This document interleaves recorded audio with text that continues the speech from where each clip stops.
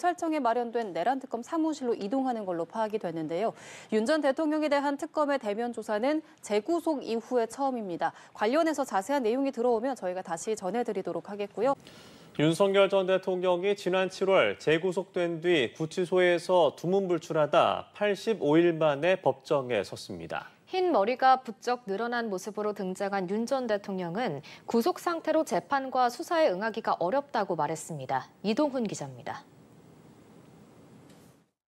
지난 7월 구속심사 이후 처음으로 법원에 출석한 윤석열 전 대통령은 다른 재소자들과 함께 버스를 타고 이동했습니다. 법정에 들어선 윤 전 대통령의 모습은 지난 4월과는 다소 달랐습니다. 짧게 자른 머리는 염색을 하지 못한 듯 하얗게 샌 모습이었고 별도 손질을 받은 모양새도 아니었습니다. 수용복이 아닌 남색 정장을 입었고 왼쪽 가슴엔 수영번호 3617이 적힌 배지가 붙었습니다. 인적사항을 묻는 재판부에 작은 목소리로 대답했습니다. 피고인 성명이 어떻게 되시죠? 윤석열 전 대통령이 지난 7월 재구속된 뒤 구치소에서 두문불출하다 85일 만에 법정에 섰습니다. 흰 머리가 부쩍 늘어난 모습으로 등장한 윤 전 대통령은 구속 상태로 재판과 수사에 응하기가 어렵다고 말했습니다. 이동훈 기자입니다. 지난 7월 구속심사 이후 처음으로 법원에 출석한 윤석열 전 대통령은 다른 재소자들과 함께 버스를 타고 이동했습니다. 법정에 들어선 윤 전 대통령의 모습은 지난 4월과는 다소 달랐습니다. 짧게 자른 머리는 염색을 하지 못한 듯 하얗게 샌 모습이었고 별도 손질을 받은 모양새도 아니었습니다. 수용복이 아닌 남색 정장을 입었고 왼쪽 가슴엔 수영번호 3617이 적힌 배지가 붙었습니다. 인적사항을 묻는 재판부에 작은 목소리로 대답했습니다. 피고인 성명이 어떻게 되시죠? 법원은 이번 공판 중계 허용과 촬영 허가의 이유로 국민 알 권리 충족 등을 꼽았습니다. 재판부는 국민의 알 권리 충족 필요성과 공정한 재판 및 피고인에 대한 무죄 추정의 원칙 등을 고려하여 비디오 녹화 및 사진 촬영을 허가하였습니다. 다만 보석신문은 개인 사생활 침해 우려로 중계가 불허됐습니다. 윤 전 대통령은 보석신문에서 재판부가 왜 재판에 출석하지 않느냐고 묻자 기다렸다는 듯 작심 발언을 쏟아냈습니다.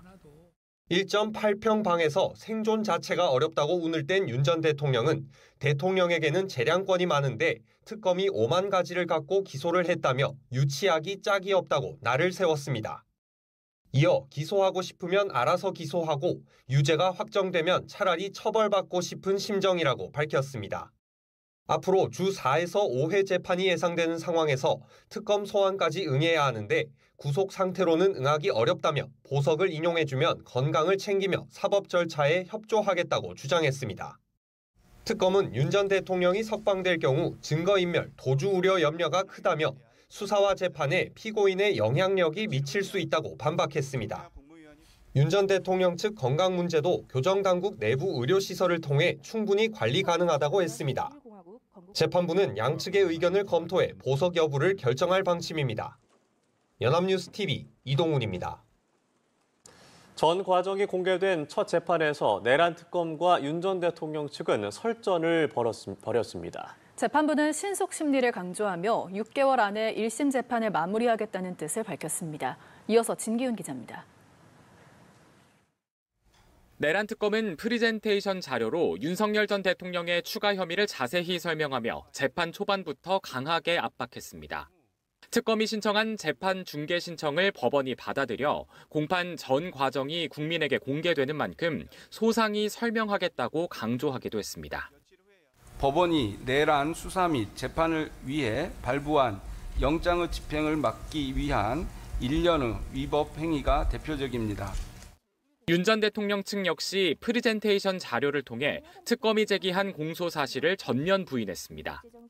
특히 윤석열 전 대통령 변호인단의 좌장인 김홍일 변호사는 광풍이 지난 후 판결이 역사에 남게 될 거라고 말했습니다.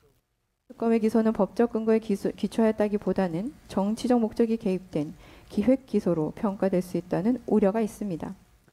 윤 전 대통령은 사후 비상계엄 선포문 작성과 폐기는 자신이 지시한 게 아니라고 주장했습니다. 저는 한덕수 총리가 그렇게 얘기를 하면 저한테는 물어보지 않아도 당연히 동의할 거라고 생각하고 그래야 하지 않았나 하고 생각이 됩니다. 영상 중계가 제한된 보석신문에서 양측은 더 강하게 맞붙기도 했습니다. 윤 전 대통령 측은 전직 대통령을 구경거리로 전락시키고 있다며 날을 세웠고, 특검은 피고인을 석방할 경우 그 정치적 영향력이 수사, 재판에까지 미칠 수 있다고 맞섰습니다. 격렬한 공방 속에 재판부는 신속 심리 방침을 강조했습니다. 다음 달에는 10일을 시작으로 4번의 공판을 열겠다며 오는 12월까지 기일을 지정했습니다. 주 1회씩 매주 금요일에 재판을 진행하고 주 2회를 하게 되면 화요일에도 재판을 열어 6개월 내 심리 종결 의지를 드러냈습니다. 내란 특검 사무실로 이동하는 걸로 파악이 됐는데요.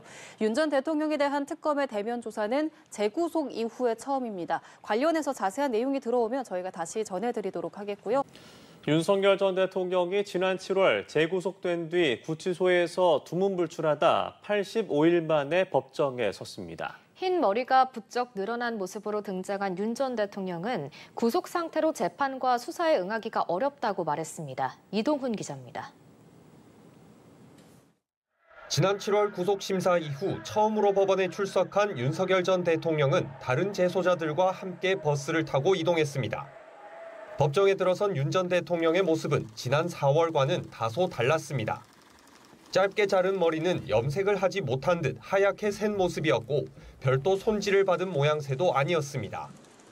수용복이 아닌 남색 정장을 입었고 왼쪽 가슴엔 수영번호 3617이 적힌 배지가 붙었습니다. 인적사항을 묻는 재판부에 작은 목소리로 대답했습니다. 피고인 성명